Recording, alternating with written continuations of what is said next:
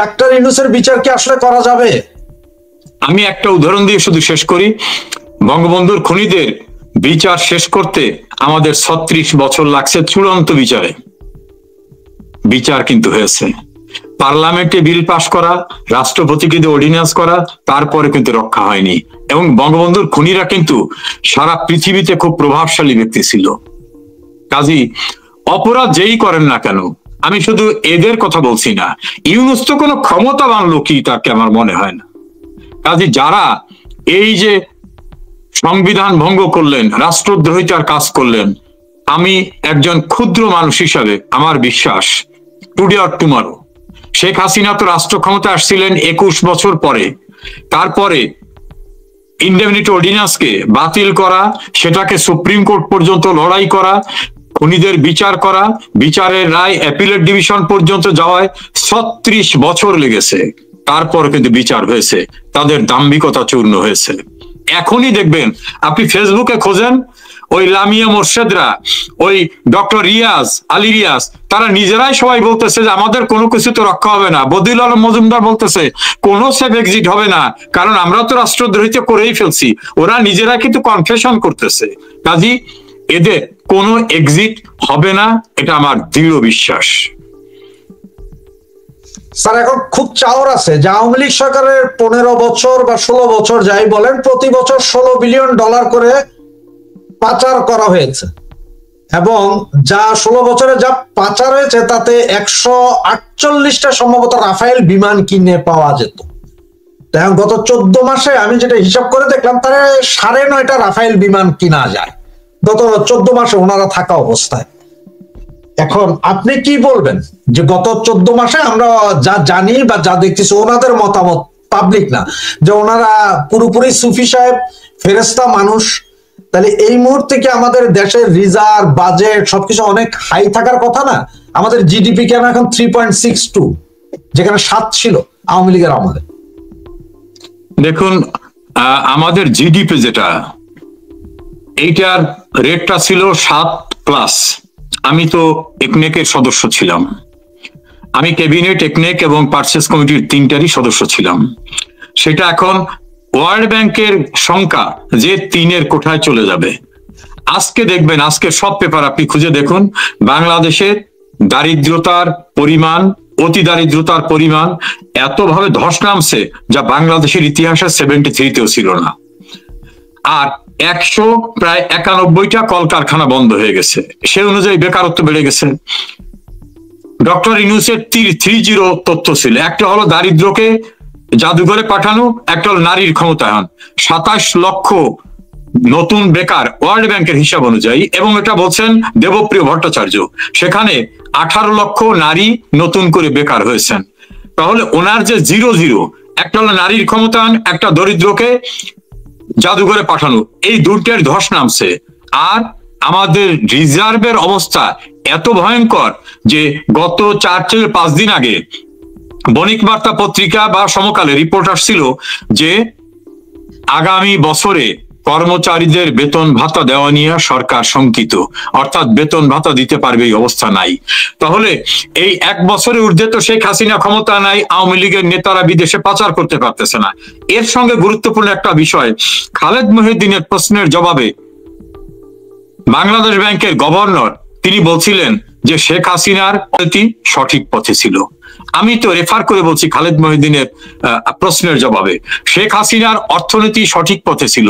তো শেখ হাসিনা যে সমৃদ্ধিটা আনছিলেন, এবং ওই টাকা দিয়ে তিনি পদ্মা সেতু করছেন, মেট্রো রেল করছেন, বিভিন্ন জায়গায় কোন মেগা প্রজেক্ট শেখ হাসিনার আমলে একটা বন্ধ হয়নি। এই সরকার আমলে মেগা প্রজেক্ট বন্ধ, মানে উন্নয়নের কাজকর্ম সব বন্ধ। তারপরেও কর্মচারীদের বেতন দিতে পারবে না, এই পর্যায়ে পৌঁছে যাচ্ছে। তাহলে বিদেশে পাচারের যে তথ্য এই সরকার আমলে যেটা আসছে, এই সরকার আমলে বিদেশে পাচারের তথ্য বিএনপি এবং অন্যান্যরা যে পরিমাণে বলছে, তাতে বাংলাদেশের জন্মের ইতিহাসে যত বিদেশে পাচার হয়নি তা এই সরকার আমলে হয়েছে। প্রবাসী অনলাইন অ্যাক্টিভিস্ট সাংবাদিক ইলিয়াস তো বলছেন, আসিফ নজরুল বিশাল অ্যামাউন্ট আমেরিকা আনছে তিনি চ্যালেঞ্জ করে বলছেন। কেউ কেউ বলছেন সজীব মাহমুদ আসিফ ভুইয়া বিদেশ এনেছেন, কেউ কেউ বলছেন এইভাবে। অর্থাৎ লুটপাট এই সরকার যে সবাই মিলে করতেছে এটা পরিষ্কার এখন। ফলে আওয়ামী লীগ আমলে যদি এভাবে কোনো লুটপাট হয়ে থাকতো তাহলে এই 14 মাসে একটা সুনির্দিষ্ট অভিযোগ ও তদন্ত করে সিআইডি বলেন, ইন্টেলিজেন্স উইংস বলেন, কেউ তো প্রমাণ করতে পারেনি যে আওয়ামী লীগ আমলের এই নেতা ওই দেশে এত অ্যামাউন্ট নিয়েছে এবং মিউচুয়াল কন্ট্রাক্টের অধীনে আমরা এই টাকাটা উদ্ধার করে নিয়ে আসছি।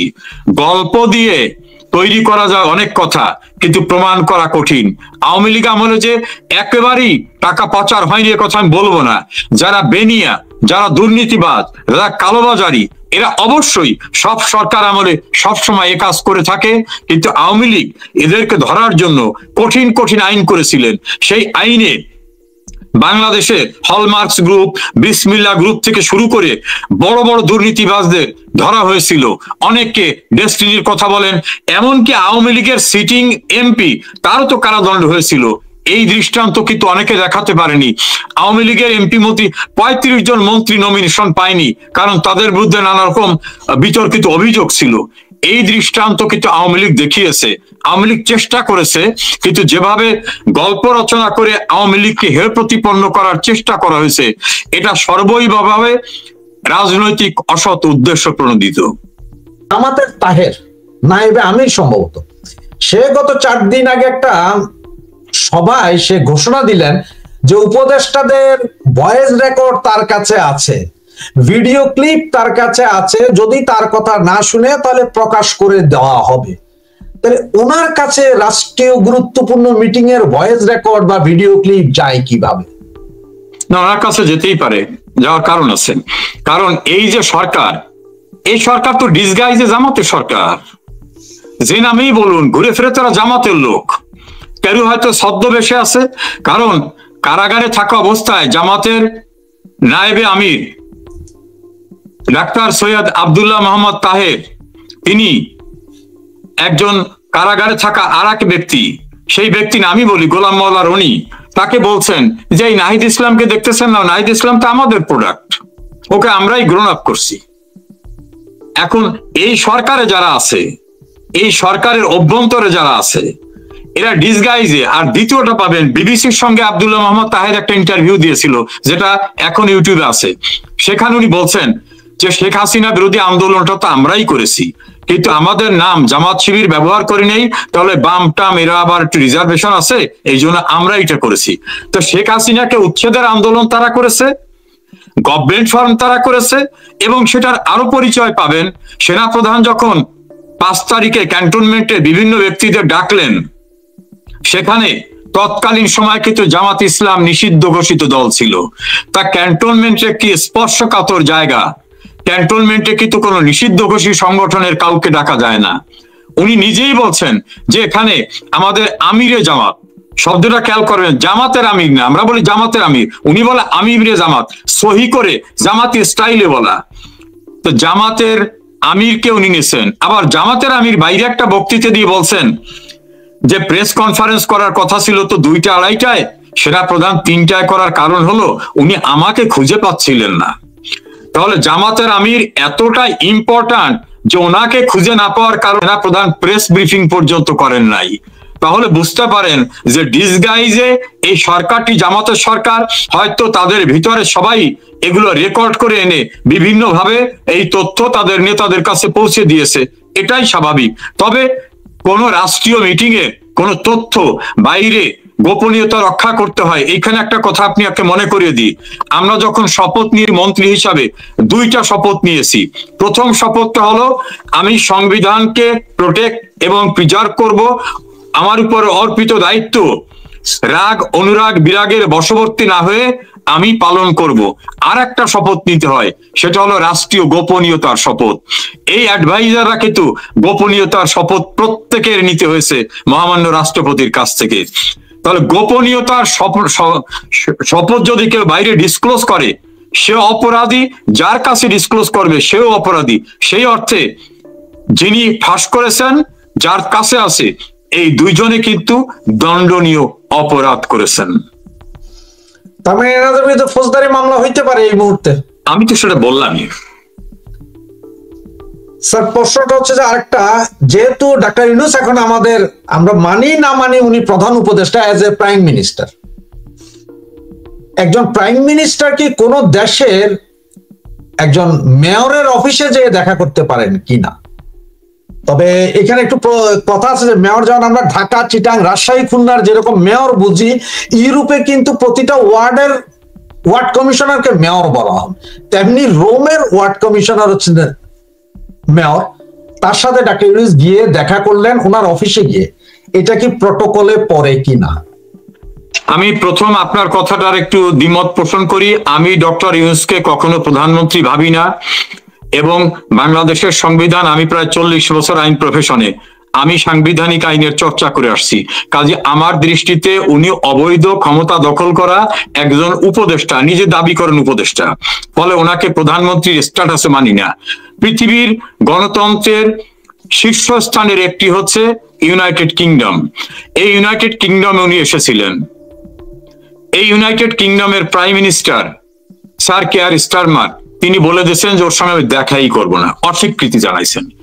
তারপরে হোটেলে কয়েকদিন বসেছিলেন। এই প্রবাসীরা তার হোটেল এমন ভাবে ঘেরাও করে, যেভাবে তাকে বকাবকি করেছে, আমি সে ভাষাগুলো ব্যবহার করা হবে না, শিষ্টাচারের বাইরে রাস্তায় বেরোতে পারেনি। তো এখানে আপনারা দেখা করলেন না। উনি গেছেন একটু ইতালিতে, সেখানে ধাওয়া শুরু হয়েছে, ইতালির প্রাইম মিনিস্টার ওনার সাথে দেখা করবে না। এখন ওনার কারু না কারুর সঙ্গে তো দেখা করতে হবে, সেই জন্য ওনার কাছে আসে নাই, উনি চলে গেছেন পৌরসভার মেয়রের কাছে। বাংলাদেশের উপজেলার যে পৌরসভা, সেটার মেয়রকেও, সেটার প্রধানকেও কিন্তু মেয়র বলে, উপজেলারও। আবার একটা উপজেলায় 2টা মেয়রও আছে, 2টা পৌরসভা। তো সেই রকম একটা মেয়রের সাথে উনি দেখা করতে গেছেন। মেয়র মহোদয় পায়ের উপর পা উঠিয়ে বসছেন, আর উনি একটা গণসভায় ওনার পাশে ওনার লামিয়ে মোর্শেদ বান্ধবীকে নিয়ে উনি বসে আছেন, এবং মেয়র বারান্দা থেকে ওনাকে দেখাচ্ছে, এই যে আমাদের পুরাকৃতি দেখো। এটা হচ্ছে আত্মমর্যাদা বোধ না থাকলে যা হয় তাই। পৃথিবীর 13টি দেশে তিনি গেছেন, একটা দেশ থেকে উনি সম্মানসূচক ভাবে বাংলাদেশের জন্য একটা কড়ি কানা কিছু নিয়ে আসতে পারেন নাই, এবং কোন দেশ থেকেই সম্মানসূচক কোনো অর্জন তার নাই। ফলে এই লোক উপজেলা চেয়ারম্যান যদি থাকতো ইটালিতে, তার সঙ্গে দেখা করে অন্তত বলতো যে একজনের সাথে তো দেখা করছি। হঠাৎ করে 2 দিনের সফর, মানে 16 তারিখ পর্যন্ত ওনার সফর ছিল, 2 দিন আগে হঠাৎ করে চলে গেল কেন? কি এমন ঘটনা? দেশে কি কিছু হচ্ছে হঠাৎ? বিষয়টা ওরকম না। ওই ইতালিতে ওনার গ্রামীণ ব্যাংক আছে, তারপরে উনি আদম ব্যবসার লাইসেন্স নিয়েছে। আদম ব্যবসা বুঝেন কিনা? বিদেশের লোক পাঠায়, তা আদম ব্যবসা লাইসেন্স নিয়েছে। এখন কোন কোন দেশে ওই সুদের ব্যবসা এক্সটেন্ড করা যাবে, ওটার নাম হলো কি সামাজিক ব্যবসা। সামাজিক ব্যবসা বাংলাদেশে কয় সুদের ব্যবসা। উনি গেছেন ওনার সেই কাজ করতে, এবং ওনার যে লামিয়া মোর্শেদ, সেও আবার বলছে আমরা থাকি না থাকি গ্রামীণ ব্যাংক আপনাদের পাশে থাকবে। রাষ্ট্রীয় দায়িত্বে থেকে উনি রাষ্ট্রের কথা না বলে গ্রামীণ ব্যাংকের কথা বলতেছে। কাজে উনি ওখানে গেছেন মতলব অন্য। আপনি তো ইংল্যান্ডে থাকেন, দেখেন উনি ইংল্যান্ডে আসছিলেন, মিথ্যাচার করছেন। ওনার যে একটা ডাস্টবিন প্রেস সেক্রেটারি আছে, সে বলছিল যে ইংল্যান্ডের প্রাইম মিনিস্টার বাইরে থাকার কারণে সাক্ষাৎ হচ্ছে না। পরে দেখা গেল ওই দিনই সে অন্য কর্মসূচিতে, বিবিসি সহ চ্যানেল 4-এ তার কাজ দেখা যাচ্ছে। তখন বললো যে আমাকে একজন এমপি এরকম একটা তথ্য দিছিল। কত বড় নির্বোধ, কত বড় দায়িত্বহীন। তা আমি বলছি যে উনি আসছিলেন ইংল্যান্ডে কোনো সম্মানসূচক পুরস্কার নিতেও না। কিংস ফাউন্ডেশনের অধীনে আরেকটি অর্গানাইজেশন আছে, সেই অর্গানাইজেশনের গণহারে প্রতি বছর কিছু পুরস্কার দেয়। সেই পুরস্কার নিতে আসছেন, সঙ্গে নিয়ে আসছেন একটি লোককে, লন্ডনের সবচেয়ে বিলাসবহুল হোটেলে উঠছেন, কোটি কোটি টাকা ব্যয় করে ওনার ব্যক্তিগত পুরস্কার নিতে এসেছিলেন, রাষ্ট্রীয় কোনো সফরে না। ইতালিতেও উনি রাষ্ট্রীয় সফরে যান নাই। ফলে বাংলাদেশের টাকা ব্যয় করে উনি 100-150 কোটি টাকা ব্যয় করে জাতিসংঘের নামে আমেরিকায়, ইংল্যান্ডে, বিভিন্ন দেশে ঘুরতেছেন, লোকজনের দেখানো যে আমি একটা কিছু হইছি, আর আমার গ্রামীণ ব্যবসা আছে, আমার আদম ব্যবসা আছে, তোমাদের কারু লাগলে তোমরা আমার সঙ্গে যোগাযোগ করো।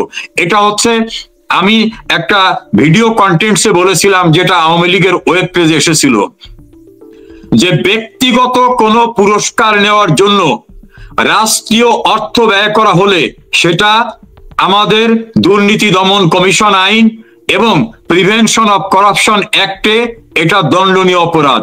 আপনি দেখবেন আজ হোক, কাল হোক, 5 বছর পরে হোক, 10 বছর পরে হোক, ব্যক্তিগত কাজে বিদেশ সফরে রাষ্ট্রীয় অর্থ ব্যয় করাটা এটা যে দুর্নীতি, এটা একদিন প্রমাণিত হবে এবং কাঠগড়ায় এই ইউনূস এবং তার পরিষদদেরকে দাঁড়াতে হবে, সেদিন খুব দূরে না।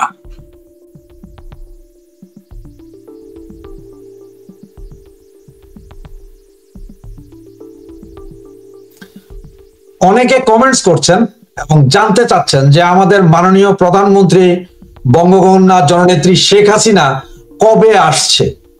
আসলে আমার কাছে তো এরকম কোনো নিউজ নেই যে কবে আসছে, কালকে না পরশু, সেটা আমার কাছে নিউজ নেই। আপনি কি কিছু জানেন কিনা, দর্শকদেরকে কিছু বলবেন কিনা আসলে এই ব্যাপারটায়? দেখুন, মাননীয় প্রধানমন্ত্রীর সঙ্গে আমার যোগাযোগ রয়েছে, কিন্তু তিনি কবে দেশে যাবেন এ বিষয়ে আমরা কেউই জানি না। তিনি নিশ্চয়ই প্রস্তুতি নিচ্ছেন, তারা প্রাণ রয়ে গেছে বাংলাদেশে, তিনি বাংলাদেশের মানুষের কাছে ফিরে যেতে চান। আপনারা নিশ্চয়ই মনে আছে তার বাবা মা হত্যাকাণ্ডের পরে তার দেশে ফেরা ছিল ঝুঁকিপূর্ণ, তারপর তিনি দেশে ফিরেছেন। 1/11 তাকে বিনাশ করার চেষ্টা করা হয়েছিল, তিনি পরাভব মানেন নাই। 2004 সালের 21 আগস্ট তাকে হত্যা করার চেষ্টা করা হয়েছিল, কোটালীপাড়ায় বোমা পুঁতে রাখা হয়েছিল, তিনি পরাভব মানেন নাই। তিনি অবশ্যই তার প্রিয় জন্মভূমিতে ফিরে যাবেন, সেজন্য তিনি প্রস্তুতি নিচ্ছেন, কিন্তু কবেই তিনি যাবেন এ বিষয়ে আমরা নিশ্চিত না। কিন্তু আমি আমার প্রিয় দেশবাসীকে বা প্রবাসে থাকা সমস্ত মানুষকে আশ্বস্ত করতে চাই, আমি বঙ্গবন্ধু কন্যা শেখ হাসিনাকে 1982 সাল থেকে চিনি এবং 2007-এ তার অন্যতম আইনজীবী হিসাবে খুব কাছের থেকে তাকে দেখেছি। এরপর আওয়ামী লীগের রাজনীতি, তার ক্যাবিনেটের একজন মন্ত্রী, এমপি হয়ে সব মিলে তাকে যতটুকু চিনি, কোনো কিছুতে তাকে ঠেকানো যাবে না, তিনি বাংলাদেশে যাবেন। আপনারা প্রস্তুতি নেন, শেখ হাসিনা অবশ্যই অবশ্যই বাংলাদেশে যাবেন। আমি আমাদের জননেত্রীর বেশ কিছু ভাষণ শুনেছি, সেখানে লাস্ট একটা ভাষণ শুনেছি যেটা উনি বলেছিলেন যে যার যা কিছু আছে প্রস্তুত হও, তোমরা প্রস্তুতি নাও, আমি আসব, সেটা জানিয়ে আসবো। এইভাবে নির্দেশনা দেওয়ার পরেও এখন আপনার কি মনে হয় যে আমাদের রাস্তায় নামা উচিত, নাকি আমরা এই যে টেলিগ্রাম গ্রুপ, মেসেঞ্জার গ্রুপ আর হোয়াটসঅ্যাপ গ্রুপে সারা রাত জেগে কথা বলা উচিত? কোনটা মনে হয়? দেখুন, বাংলাদেশের এক প্রান্তে একজন মানুষ আছে, সে ওই প্রান্তে নদীর কিনারে মাঠের ভিতরে কমিউনিকেশন বিচ্ছিন্ন এলাকায় কর্মীরা আছে, সবাইকে প্রস্তুতি নেওয়া, তাদের সঙ্গে মত বিনিময় করার জন্য এই টেলিগ্রাম হোয়াটসঅ্যাপ গ্রুপ ছাড়া আমরা কি মিটিং করতে পারবো? আমরা কি মাইকে কথা বলতে পারবো? কোন একটা মাঠে যে মিটিং করতে পারবো? কোন একটা অডিটোরিয়ামে মিটিং করতে পারবো? করা যাবে না।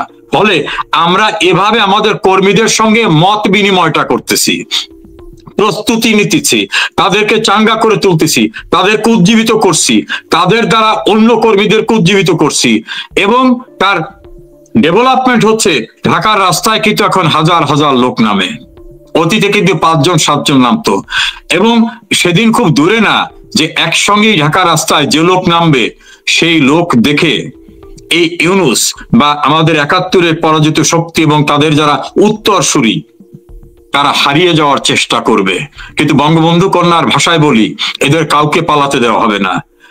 আমি আমাদের আওয়ামী লীগের নেতা কর্মী শুধু না, যারা মুক্তিযুদ্ধের পক্ষে, তিনি জাসদ করেন, ন্যাপ করেন, কমিউনিস্ট পার্টি করেন, যে যে দলই করেন না কেন, সবাইকে বলবো, বুঝতে পেরেছেন, শেখ হাসিনার অনুপস্থিতিতে বাংলাদেশে মুক্তিযুদ্ধের সরকার থাকে না, মুক্তিযুদ্ধের চেতনা থাকে না। অতএব শেখ হাসিনাই যে মুক্তিযুদ্ধের চেতনাকে ধরে রাখার শেষ আশ্রয়স্থল, এটা মাথায় রাখতে হবে। ফলে তার নেতৃত্বে, ওই যে 71 সালে যেভাবে বঙ্গবন্ধুর নেতৃত্বে, 70-এ বঙ্গবন্ধুর নেতৃত্বে আমরা ঐক্যবদ্ধ ছিলাম, সেই ঐক্যবদ্ধ হতে হবে। এবং আওয়ামী লীগের নেতা কর্মীদেরও বলবো, শুধু দলের লোক না, মুক্তিযুদ্ধে বিশ্বাস করে, শুধু অন্য দলও করে, তাদেরকে একত্রে নেন, আমাদের শক্তি সঞ্চয় করতে হবে। একটা কথাই এই মুহূর্তে সবাই বলে, বিএনপি বলেন, জামাত বলেন, আর এই নতুন কমিটি পার্টি বলেন, এনসিপি সহ সবাই বলে একটা কথা, যে জয় বাংলা স্লোগান শুনলে যেমন ওদের অন্তরাত্মা কাঁপে, জয় বাংলা স্লোগানটাতে, ওরা বলে জয় বাংলা স্লোগানটাকে আওয়ামী লীগ নাকি দলীয়করণ করে ফেলেছিল। কথাটা কি সত্য কিনা?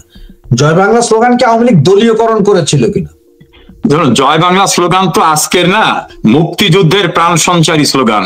সেই মুক্তিযুদ্ধে ন্যাপ, কমিউনিস্ট পার্টি, জাসদ, বাসদ, আওয়ামী লীগ, ধরেন এখন যে দল হয়েছে তাদের অনেক নেতারা তো সেখানে পার্টিসিপেট করেছিল।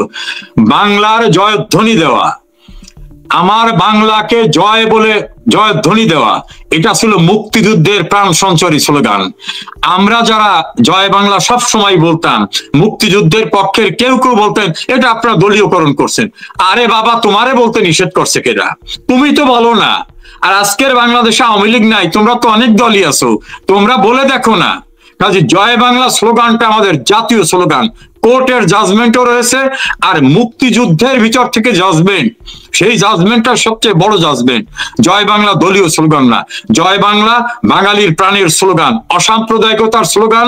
আমাদের যে কোনো রণধ্বনি যদি বলেন, সেই রণধ্বনির স্লোগান জয় বাংলা স্লোগান। তবে আমার তো মনে হয় এই বিষয়টা আপনারাই, আওয়ামী লীগ নেতারা যারা আছেন তারা বুঝাইতে ব্যর্থ হয়েছেন হয়তো পাবলিককে। 1975-এর 15 আগস্টের পর থেকে তো জয় বাংলা ব্যান্ড ছিল, আওয়ামী লীগ তো ছিলই না, সুতরাং কেউ তো বলে নাই। তো ওই সময় বাকি দলগুলা কেন জয় বাংলার নিজেদের করে নেয়নি? সে কথা তো আমি বললাম যে আপনারা যারা মনে করেন যে আমরা জয় বাংলাকে দলীয়করণ করছি, আরে ভাই আমরা যখন থাকি না, ধরেন এখন আওয়ামী লীগ অফিসিয়ালি কাজ করতে পারছে না, আপনারা বলেন না কেন? এই যে কমিউনিস্ট পার্টি আছে, ন্যাপ আছে, ওয়ার্কার্স পার্টি আছে, বিভিন্ন দল আছে, সাম্যবাদী দল, ভাই আপনারা বলেন না কেন? আমরা সব ঠিক করবো, সেই সময় যে বলবেন আপনারা একারা জয় বাংলা বলেন কেন? আমরা নাই, ধরে নেন নাই, আপনারা বলেন না কেন? আপনারা বলেন মুক্তিযুদ্ধের চেতনার ব্যবসা করে আওয়ামী লীগ, আচ্ছা আমরা নাই, আপনারা চেতনাটা এখন জাগ্রত করেন না কেন? এইসব বলে লাভ নাই। মুক্তিযুদ্ধের সময়, মুক্তিযুদ্ধের পূর্বে 69 থেকে আমরা যে ঐক্যবদ্ধ ছিলাম, অসাম্প্রদায়িকতা, প্রগতিশীলতা, গণতন্ত্র, সমাজতন্ত্র, ধর্মনিরপেক্ষতা, জাতীয়তাবাদের মন্ত্রে দীক্ষিত ছিলাম, সেই মন্ত্রে আমাদের সবাইকে ঐক্যবদ্ধ হওয়ার এখন আবার একটি খাদের কিনারে এসে দাঁড়িয়েছি, সবাইকে ঐক্যবদ্ধ হতে হবে। স্যার, আপনি একটা কথা বলেছিলেন কিছুক্ষণ আগে যে কাউকে রেহাই দেওয়া হবে না।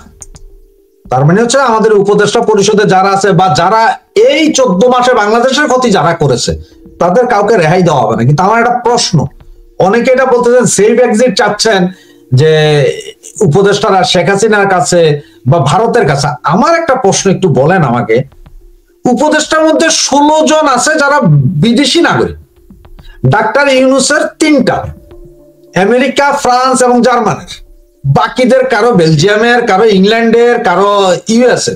তাহলে তারা কার কাছে সেফ এক্সিট চাবে? তারা তো আপনার কোনো অঘটন ঘটলে হয় এম্বাসিতে যেয়ে উঠবে, আর নয় সোজা বিমানবন্দর টিকিট করে পালাবে। তাহলে এদেরকে কে সেফ এক্সিট দিবে? এদের আটকাবেন কিভাবে? সম্ভব না। দেখুন, এখন কিন্তু পৃথিবীটা গ্লোবাল ভিলেজ হয়ে গেছে। এই দেখেন না, নিউ ইয়র্কের রাস্তায় ধাওয়া খেয়ে দৌড়ায়, ডিম খায়, লন্ডনের রাস্তায় বের হতে পারে না, ইতালির রাস্তায় বের হতে পারে না। এই গোটা পৃথিবীতে বাঙালিরা যেখানে আছে সেই জায়গাটাই ওদের জন্য কারাগারে পরিণত হবে, সেই জায়গাটাই ওদের জন্য কারাগারে পরিণত হবে। কারাগার তো আর খালি ওই খাঁচা দিয়ে আটকাই রাখা কারাগার না।